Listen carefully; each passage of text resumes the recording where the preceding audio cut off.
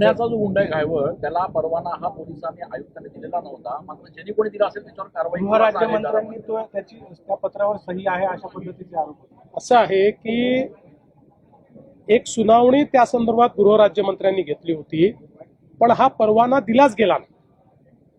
Police आयुक्तांनी त्या ठिकाणी वस्तुस्थिती लक्षात आणून दिली आणि त्यामुळे हा परवाना दिलेला नाही.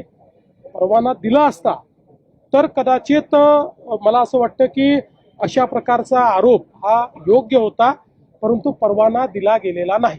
साहेब, कॉल सेंटरवर कारवाई केली आहे सीबीआयच्या माध्यमातून आणि त्यांनी अहवाल गृह विभागाला दिला अशी माहिती आहे. त्यामध्ये काही IPS अधिकारी अद्याप कुठलाही अहवाल सीबीआय कडनं राज्य सरकारकडे आलेला नाही. अशा प्रकारचा अहवाल आला तर त्याच्यावर कडक कारवाई केली जाईल.